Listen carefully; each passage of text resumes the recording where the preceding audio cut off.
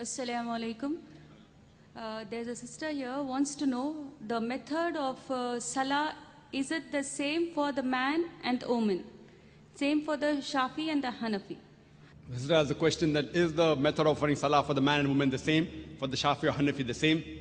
Our beloved Prophet Muhammad Sallallahu Alaihi Wasallam said, it's mentioned in Sahih Bukhari, volume number 1. The Prophet said, pray as you see me pray. The Prophet did not say that the women should pray separately or the men should pray separately. There's a hadith, again in Sahih Bukhari, volume number 1 in the book of Salah, that the Sahabiyas, they prayed the same way as the men prayed. There's no different type of praying for men and women. You should pray the same as the Prophet prayed, irrespective whether you're a man or a woman. I am aware that there are books available in the market, in India and throughout the world, of different schools of thought, that the style of praying for women is different because they are seen and the men is different. There is no such Sahih Hadith. For reply in Islam, always, your answer should be backed up with Quran and Sahih Hadith. Always, Quran and Sahih Hadith. So whenever you give a reference, any scholar, let it be the biggest scholar in the world. If he gives the answer, there should be proof, quotation from the Quran and Hadith. Ask him for proof. قُلْ هَاتُوا بُرْهَانَكُمْ. Produce your proof in kuntum sadiqin. There is not a single Sahih Hadith. There is no verse in the Quran which says that the styles for offering salah is different for the men and women. I am aware that scholars of their own view, they said, okay, fine, because women should be protected, they should pray differently. These are their thinking. But the Prophet never said that. We should pray as the Prophet prayed. Regarding the style for offering salah, as the Hanafi style and the Shafi style, I'm aware that it does differ. The Hanafis, they keep their hand below the navel. The Shafis keep their hand on the chest. They do takbir. They say Ameen loudly. Again, my first answer. On Sahih Bukhari, the Prophet said, in volume number 1 in the book of Salah, pray as you see me pray. And all the 4 Aimmas, Imam Shafi, Imam Ahmad ibn Hanbal, Imam Abu Hanifa, Imam Malik, all the great 4 Aimmas said that if you find any of my fatwa which goes against Allah and His Rasul, throw my fatwa on the wall. I am aware Abu Hanifa, may Allah be pleased with him. He was a great scholar, I respect him, I love him. People say that he said that when you offer salah, keep your hand below the navel.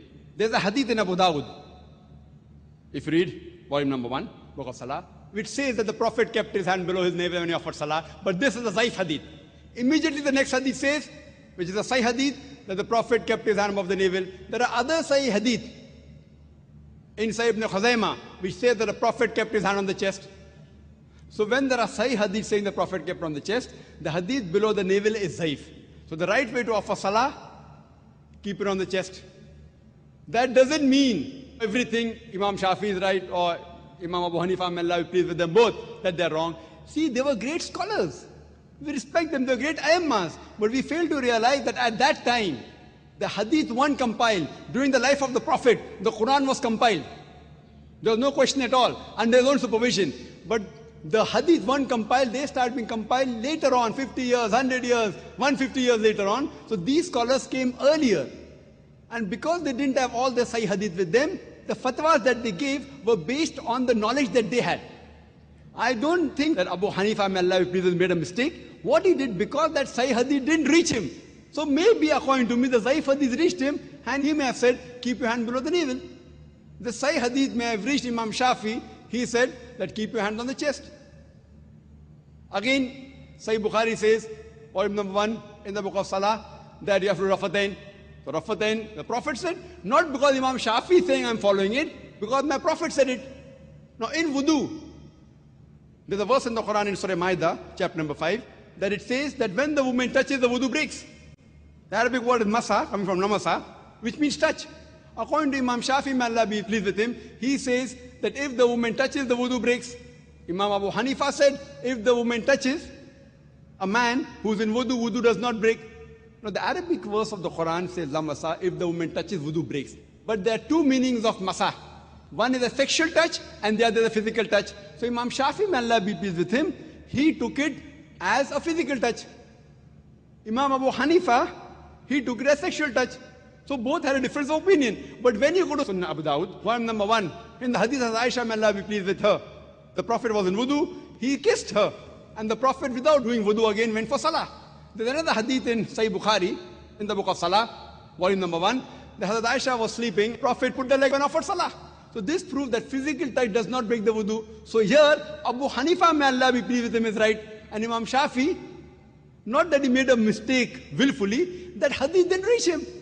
So all were great scholars, and all the Imam said that if you find any of my fatwa which goes against Allah and His Rasul, then throw my fatwa on the wall. So I say that I am a Pakka Hanafi.